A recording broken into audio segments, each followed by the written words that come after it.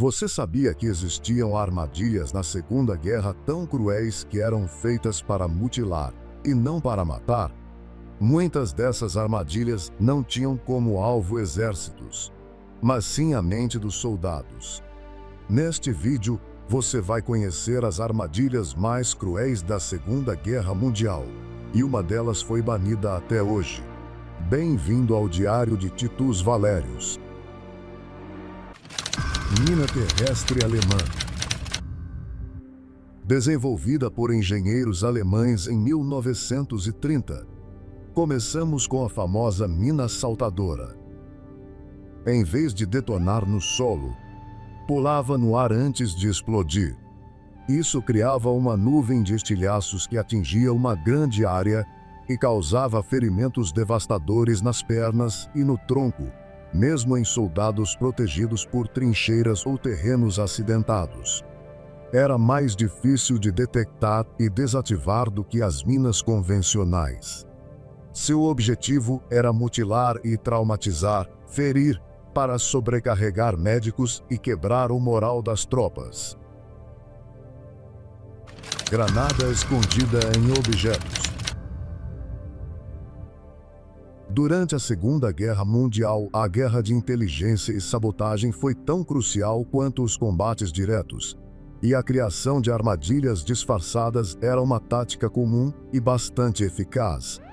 As granadas escondidas em objetos cotidianos eram um exemplo clássico disso, usadas tanto por agentes secretos quanto por grupos de resistência para ataque surpresa ou sabotagem. A ideia por trás dessas armadilhas era simples: pegar um objeto inofensivo, algo que não levantaria suspeitas como brinquedos, enlatados, caixas de cigarro, entre outros objetos. Armadilhas de bambu do Pacífico. No fronte do Pacífico, especialmente entre japoneses e aliados, as armadilhas se tornaram primitivas e ainda mais cruéis. Espetos enterrados. Estacas de bambu afiadas, muitas vezes endurecidas no fogo e ocasionalmente com a ponta untada com veneno ou dejetos para causar infecção. Eram cuidadosamente enterradas no chão, escondidas por folhagem ou lama.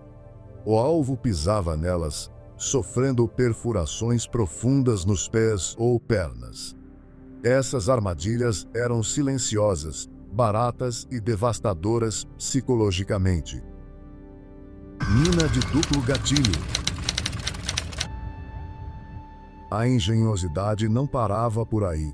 Se uma mina comum era perigosa, uma mina de gatilho duplo elevava a aposta para um nível de maior de crueldade. Seu objetivo principal não era apenas matar quem a pisava, mas eliminar aqueles que tentavam desativá-la. O primeiro gatilho era ativado pela pressão, armando a mina, mas sem detoná-la. A explosão só vinha quando a pressão era aliviada, ou seja, quando a vítima ou o sapador tentava removê-la. Era uma inversão brutal da lógica, transformando a tentativa de segurança em um ato fatal. O piano de arame farpado.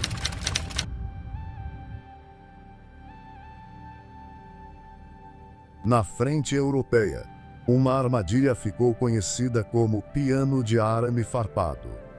Eram dezenas de fios cruzados entre árvores, praticamente invisíveis à noite. Quando o soldado corria no escuro, tropeçava nos fios, ativava granadas, caía em minas, se cortava em lâminas escondidas. Era como um concerto mortal montado para detonar quem ousasse avançar. A mina antipessoal de pressão. A amputadora silenciosa. Ao contrário das minas saltitantes, como a mina alemã, que visavam o tronco e causavam múltiplos ferimentos, as minas antipessoal de pressão eram geralmente projetadas para atuar diretamente no pé ou na perna do soldado que a acionasse. Essas minas eram, na sua essência, recipientes planos, muitas vezes de metal, mas também de madeira. Ao explodir no ponto de contato com o pé, a energia da explosão era concentrada ali. A força e os estilhaços eram direcionados para cima através da bota e do tecido muscular e ósseo da perna, causando amputações. Emboscada com carro abandonado. Durante a retirada alemã, veículos abandonados eram frequentemente preparados com explosivos. Se um soldado tentasse mover o veículo, girando as rodas ou mesmo abrindo a porta, um engate conectado explodiria o conteúdo de granadas ou cascas de projéteis, causando uma explosão devastadora. Essas armadilhas eram letais. A explosão normalmente visava eliminar quem estivesse próximo, mas também funcionava como terror psicológico, levando os soldados aliados a desconfiarem de qualquer objeto aparentemente inofensivo, até mesmo um carro abandonado numa estrada. Armadilhas incendiárias. Menos letais em termos de explosão imediata, mas igualmente perigosas, as armadilhas incendiárias eram projetadas para causar incêndios, pânico e destruição de equipamentos ou suprimentos. Essas armadilhas podiam ser tão simples quanto um recipiente de líquido inflamável com um detonador de tempo ou um dispositivo de ignição ativado por fio, ou mais complexas, como granadas incendiárias disfarçadas. Eram frequentemente usadas para sabotar veículos, depósitos de combustível, edifícios ou suprimentos. A ideia era criar um ambiente caótico e danificar recursos essenciais, em vez de focar apenas em baixas humanas diretas. Durante a Segunda Guerra Mundial, a morte não vinha apenas pelas balas ou pelas bombas caídas do céu. Ela também espreitava em silêncio, oculta sob o chão, atrás de portas ou no interior de um objeto aparentemente inofensivo. Era o mundo invisível das armadilhas, engenhos mortais preparados para roubar vidas com precisão impiedosa. Um abismo que engoliu a humanidade em sua hora mais sombria. Famílias despedaçadas sob o peso de bombas e ideologias cruéis. Cidades outrora vibrantes reduzidas a escombros fumegantes, silenciando canções e risos. Milhões de almas inocentes ceifadas, seus futuros roubados por um vendaval de ódio e intolerância.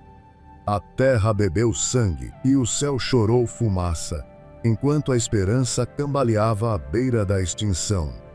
Que a lembrança dessa cicatriz profunda na história nos guie para sempre, para que jamais permitamos que tal horror se repita. A guerra é uma forma de forçar os homens a agirem contra a sua natureza. Seu propósito é matar, e se você não mata, você será morto. George Patton. Qual dessas você achou mais cruel? Comenta aqui embaixo. E se quiser um vídeo só sobre armadilhas do Vietnã ou da Guerra Fria, comenta "Quero mais armadilhas". Até a próxima batalha.